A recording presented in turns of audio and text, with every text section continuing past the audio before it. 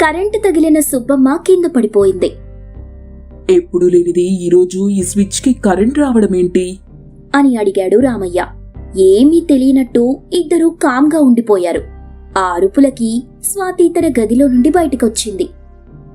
నేనీ బోర్డుని తరువాత బాగు చేపిస్తాను, దాన్ని ఎవరూ ముట్టుకోకండి అంటూ బయటికి వెళ్లిపోయాడు రామయ్య.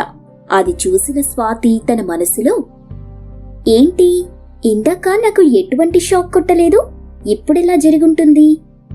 ఎవరి కర్మకి వాళ్లే బాధ్యులు అనుకుని అక్కడి నుండి తన గదికి వెళ్లిపోయింది. ఇంతలో లక్ష్మి తన అమ్మని ఓదార్చుతూ, ఇదేంటమ్మా ఇలా జరిగింది? మనం ఒకటనుకుంటే అది ఇంకోటి జరుగుతుంది, ఏంటో ఏమో.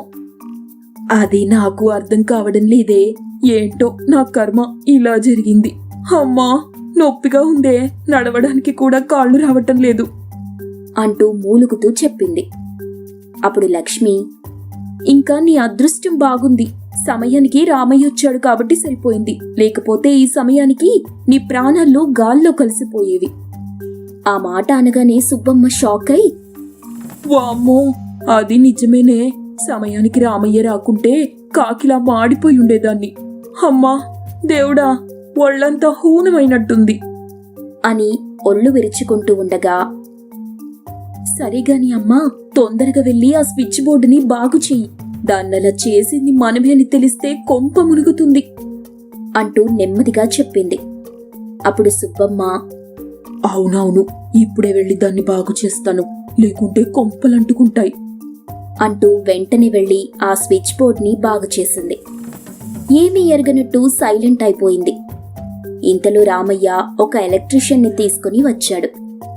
వాడంతా చెక్ చేస్తూ ఉండగా లక్ష్మి, సుబ్బమ్మ నక్కి అదోలాగా చూస్తూ ఉన్నారు.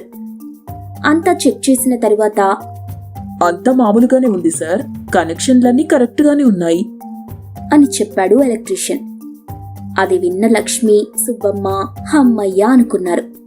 మరి మా అత్తగారికి షాక్ ఎలా కొట్టుంటుందబ్బా? అది జరగడానికి వీల్లేదు, ఇక్కడంతా మంచిగానే ఉంది. అంతేలే, అప్పుడప్పుడు ఎవరి కర్మని వాళ్లే అనుభవించాలి అంటూ వెటకారంగా మాట్లాడుతూ ఆ ఎలక్ట్రీషియన్ని పంపించేశాడు. తరువాత రామయ్య తన కూతురితో మాట్లాడడానికి ఆమె గదికి వెళ్ళాడు. అమ్మా స్వాతి, ఏం చేస్తున్నావు? ఏం లేదు నాన్న, బాగా బోర్ కొడుతోంది, అందుకే ఏం చేయాలో అర్థం కాక ఏదో బుక్ చదువుకుంటూ ఉన్నా. అవునా? హా అమ్మా, చెప్పడం మర్చిపోయాను, నువ్వేదైనా స్విచ్ వేసేటప్పుడు చూసుకొని వేస్తూ ఉండు, అవి షాక్ కొడుతున్నాయి అని చెప్పాడు. అప్పుడు స్వాతి, హా నాన్న, ఇందాక లక్ష్మీ అమ్మ వాళ్ళ అమ్మగారు నన్ను స్విచ్ ఆన్ చేయమని చెప్పారు, నేను వేసి వెళ్ళిపోయాను, అప్పుడు నాకేమవ్వలేదు, తరువాత అలా జరిగింది అంటూ చెప్పింది. అది విన్న రామయ్య, అయ్యో అవునా, తను నిన్ను ఎందుకు స్విచ్ ఆన్ చేయమన్నది? ఏమో మరి, నన్ను వెయ్యమంటే వేసి నా రూమ్కి వచ్చేశాను, తరువాత తనకు షాక్ ఎలా కొట్టిందో నాకు అర్థం కావటం లేదు నాన్న. ఆ మాటలు విన్న రామయ్యకి సుబ్బమ్మనే ఇదంతా చేసుంటుందేమోనన్న అనుమానం మనసులో ఏర్పడింది. సరే, నేను ఇంట్లో లేనప్పుడు నువ్వైతే జాగ్రత్తగా ఉంటూ అని చెప్పాడు.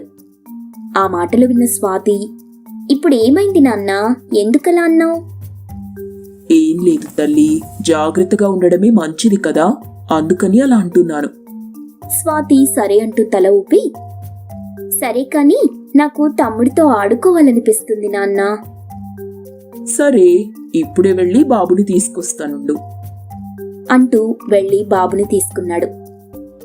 అది చూసిన లక్ష్మి, ఎక్కడికండి బాబుని తీసుకెళ్తున్నారు? ఎక్కడికి లేదు, ఊరికి అలా సరదాగా ఎత్తుకున్నాను అంటూ ఎత్తుకుని ఆడిస్తూ స్వాతి గదికి వెళ్ళాడు. స్వాతికి తమ్ముడిని చూడగానే ఎక్కడలేని సంతోషం వేసింది. ఇక ఆ రోజు నుండి తన తమ్ముడితో ఆనందంగా ఆడుకునేది. అది చూసిన రామయ్య చాలా సంతోషించి, వీళ్ళిద్దరూ ఇలా కలిసి ఆడుకుంటూ ఉంటే నాకు చూడడానికి 2 కళ్ళు చాలటం లేదు. దేవుడా, వీళ్ళిద్దరి బంధం ఎప్పుడూ ఇలాగే ఉండాలి. ఒకవేళ నేను ఈ భూమి మీద లేకపోయినా ఈ అక్క తమ్ముడి అనుబంధం సంతోషంగా ఉండేలా చూడు అని వాళ్ళిద్దరినీ చూస్తూ మురిసిపోయాడు రామయ్య. అలా రామయ్య తన కూతుర్ని కొడుకుని చూసుకొని చాలా మురిసిపోయాడు. అమ్మా, ఇక చాలే, వాడినిలా ఇవ్వు. వీళ్ళమ్మ వీడి కోసం ఎదురు చూస్తూ ఉంటుంది. నువ్వు కూడా ఇక తినేసి పడుకో. సరే నాన్న, నేను కొద్దిసేపు చదువుకొని తరువాత పడుకుంటానులే. రామయ్య సరే అంటూ బాబుని తీసుకుని వెళ్ళిపోయాడు. అలా కొద్ది రోజులు గడిచాయి. ఒకరోజు సుబ్బమ్మ, లక్ష్మి వాళ్ల గదిలో కూర్చుని మాట్లాడుకుంటూ ఉన్నారు. లక్ష్మి, ఇంక నేను వెళ్ళొస్తానే. ఇప్పటికీ నేనొచ్చి చాలా రోజులవుతుంది. ఇన్ని రోజుల నుండి ఇక్కడే ఉంటే రామయ్య ఏమనుకుంటాడో. అందుకు లక్ష్మి, అమ్మా, ఇంకొద్ది రోజులు ఇక్కడే ఉండు. వచ్చాక అది చేస్తా ఇది చేస్తా అన్నావు. తీరా చూస్తే చేసిందేమీ లేదు. చూస్తున్నావుగా, అసలు ఏం చేద్దామనుకున్నా కుదరడం లేదే. అయితే నా దగ్గర ఒక ఉపాయం ఉంది. ఏంటో ఆ ఉపాయం? మనం సినిమాల్లో చూసినట్టుగా దానికి పాలల్లో విషం కలిపిస్తే. ఆ మాటలు వినగానే సుబ్బమ్మ ఉలిక్కి పడుతూ, ఓసే పిచ్చిదానా, అంత పని చేసావే అనుకో, మనకదే ఆఖరి రోజవుతుందే. అది విషం తాగిచ్చేస్తే మనమే చంపామని తెలుస్తుంది. అప్పుడు మనిద్దరిని ఒకేసారి చంపి ఒకే చోట పాతి పెడతాడు ఆ రామయ్య. అమ్మో, అది నిజమే. మరెలా అమ్మా? వచ్చే 15 రోజుల్లో దీపావళి ఉంది. ఈలోగా ఏదో ఒకటి చేయి. అవును కదా, ఇంకొద్ది రోజుల్లో దీపావళి ఉంది అంటూ ఏదో ఆలోచనలో పడింది. అది గమనించిన లక్ష్మి, ఏంటమ్మా ఏదో ఆలోచనలో పడ్డావు? నాకిప్పుడే మంచి ఆలోచన వచ్చింది. ఏంటమ్మా ఆలోచన? ఇంకో 15 రోజుల్లో దీపావళి ఉంది కదా. అందరం దీపావళి రోజు టపాసులు కాలుస్తాం కదా. ఆ రోజు ఆ టపాసులతో పాటు దీన్ని కూడా కాల్చేద్దాం. అప్పుడు ఏం జరిగినా ప్రమాదం జరిగిందని మనల్ని ఎవ్వరూ ఏమీ అనరు. ఇదేదో బాగుందమ్మా, ఈసారి అస్సలు మిస్ అవ్వకూడదు. అలా కొద్ది రోజులు గడిచాయి. దీపావళి పండుగ దగ్గర పడింది. అప్పుడే రామయ్య పట్టణానికి వెళ్లి అందరికీ బట్టలు, టపాసులు తీసుకొచ్చాడు. లక్ష్మి, అమ్మ, స్వాతి, అందరూ ఒకసారిలా రండి అంటూ పిలిచాడు. అందరూ గదిలో నుండి బయటికి రాగానే, అమ్మ స్వాతి, ఇది నీకు. లక్ష్మి, ఇదిగో, ఇది నీకు బాబుకి. అత్తయ్య, ఇది నీకు అంటూ అందరి చేతుల్లో ఎవరికివ్వాల్సిన బట్టలు వాళ్ళకిచ్చాడు. అప్పుడు స్వాతి తన బట్టల్ని తెరిచి చూసింది. అది చాలా అందంగా ఉంది. నాన్న, నా డ్రెస్ చాలా బాగుంది నాన్న అనగాని లక్ష్మి, సుబ్బమ్మ ఏడుపు ముఖంతో చూస్తూ లక్ష్మి తనకి తెచ్చిన చీరని తెరిచి చూసింది. ఎందుకో తనకది నచ్చలేదు. స్వాతికి మంచి డ్రెస్ తెచ్చాడన్న కోపంతో ఆ చీరని పక్కన పడేసి కోపంతో తన గదికి వెళ్లిపోయింది. అది చూసిన రామయ్య, ఏమైంది లక్ష్మికి అనుకుని ఆ చీరని తీసుకుని తన గదికి వెళ్ళాడు. ఏమైంది లక్ష్మి? నేను ఎంతో ప్రేమతో ఇస్తే ఎందుకలా పక్కన పడేసొచ్చావు? దానికేమో మంచి డ్రెస్ తీసుకొచ్చారు, నాకేమో ఇలాంటి చీర తెచ్చారు అంటూ మాట్లాడింది. అప్పుడు రామయ్య, నువ్వెందుకు ఎప్పుడూ ఇలా ఆలోచిస్తున్నావు? నీకు కూతురు లాంటి స్వాతితో ఎందుకు నువ్వు పోటీ పెట్టుకుంటున్నావు? నిజం చెప్పాలంటే అందరికన్నా నీ చీరకే ఎక్కువ డబ్బులు ఖర్చయ్యాయి. నువ్వు దాన్ని సరిగ్గా చూడకముందే అక్కడ పడేసొచ్చేసావు. నీకేదైనా మనసులో దురుద్దేశం ఉంటే నిన్ను ఎవ్వరూ బాగు చేయలేరు అంటూ అక్కడి నుండి వెళ్ళిపోయాడు. ఆ తరువాత లక్ష్మి ఆ చీరని తీసుకుని చూసింది. అలా 2 రోజులు గడిచాయి.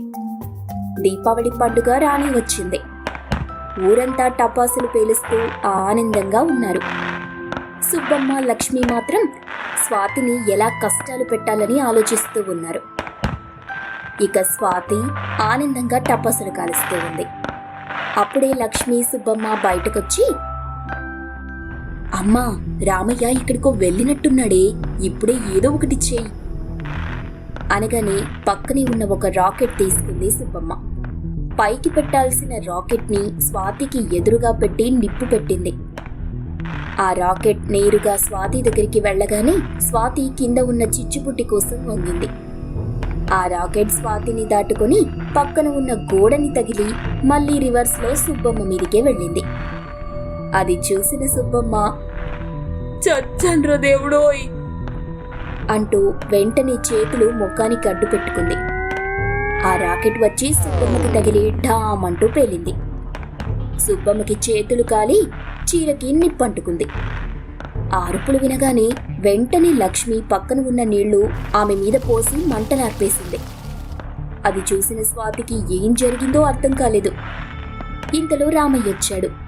అరే, ఎలా జరిగింది? పదండి, వెంటనే హాస్పిటల్కి వెళ్దాం అంటూ సుబ్బమ్మని హాస్పిటల్కి తీసుకెళ్లాడు. తను తీసుకున్న గోతిలో తానే పడ్డట్టయింది సుబ్బమ్మ పరిస్థితి.